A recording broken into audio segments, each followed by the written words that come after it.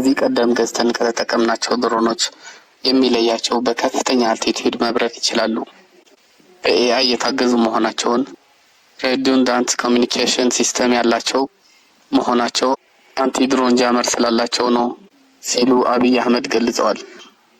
የኢትዮጵያ ጠቅላይ ሚኒስትር ዶክተር አብይ አህመድ በትላንትናው ዕለት ስካይዊን ኤሮኖቲክስ የተሰኘ ኢንዱስትሪ አስመርቀዋል።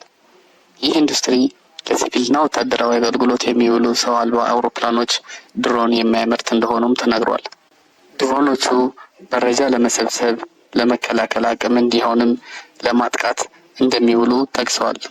ከፍተኛ ሴንሰር አቅምና ኤአይ ያላቸው ድሮኖች ናቸው ያሉት ጠቅላይ ሚኒስትሩ አንዳንዶቹ ሱሳይድ፣ አንዳንዶቹ አጥቅተው የሚመለሱ ናቸው ሲሉ አብራርተዋል። ድሮኖቹ ከዚህ ቀደም ከተገዙት የሚለያቸው ነገሮች እንዳሉ ተናግረዋል። ከዚህ ቀደም ገዝተን ከተጠቀምናቸው የሚለያቸው ነገር እንዳለ ተናግረዋል። አንዱ ከዚህ ቀደም የምንገዛው ቴስት የሚያደርገው ሲ ሌቭል ላይ ስለሆነ ኢትዮጵያ ያለ ከፍተኛ አልቲቲዩድ ላይ ለመብረር ይቸገራሉ።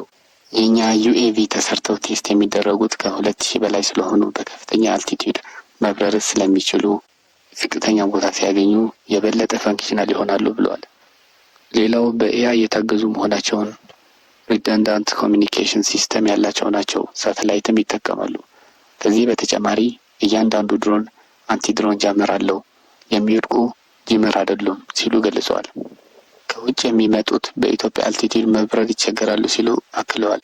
ጠቅላይ ሚኒስትሩ አቅም አባዢ አዳዲስ የጦር አቅሞችን በገዛ ገንዘባችንን ለመታጠቅ ያደረግነው ሙከራ አልተሳካም ያሉ ሲሆን ድሮን ገዝቶ ለመታጠቅ የምንፈልገውን ቅርጽ መግዛት እንዳንችል ሻጮችንም ሌሎችንም ጫና ያሳድሩብን ነበር። በኋላ ድሮን ገዝተን መታጠቅ ስንችል አጠቃቀሙ በፈለግነው ልክ ኦፕሬት ለማድረግ ፈተና ነበር ብሏል።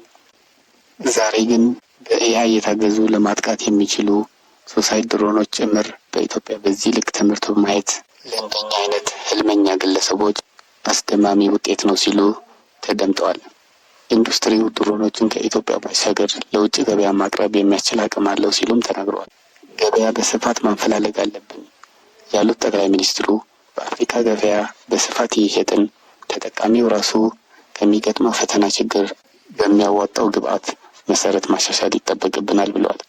የድሮን ቴክኖሎጂ ከአቪዬሽን ጋር የሚያያዝ ቢሆንም በውስጡ ከባድ የሚባሉ ኮምፖነንት አሉት። አንዱ ኤአይ ነው። የስማርት ሴንሰር በሌላ ተቋም ቢሆን ማምረት ማጠናከር ያስፈልጋል ሲሉ ገልጸዋል። ከዚህ አሁን ተመረቀ ከተባለው ኢንዱስትሪ በተጨማሪ በአየር ኃይልና በኢንሳ የሚሰሩ ድሮኖች እንዳሉም ተናግረዋል። ተቋማቱ እንዲናበቡና እንዲደጋገፉ መወዳደር ባለባቸው ሁኔታም ሊወዳደሩ እንደሚገባ ጠቁመዋል። እርስ በርስ በቴክኖሎጂ መደበቅና መከልከል እንደማይገባ ይልቅም ለመመርመር ይበልጥ እንዲያድግ እንዲሄድ ማድረግ ይጠበቅብናል ብለዋል። ጠቅላይ ሚኒስትሩ ኢንዱስትሪውን ባስመረቁት ወቅት መዘጋጀት ካልቻለን ጦርነት በማንኛውም ጊዜ ሊያጋጥመንና ሀገር ሊያፈርስ ይችላል ያሉ ሲሆን ጦርነት ለማስቀረት በቂ ዝግጅት ማድረግ ይገባል፣ ጦርነት አሳጥሮ ለመጨረስ በቂ ዝግጅት ያስፈልጋል ሲሉ አክለዋል።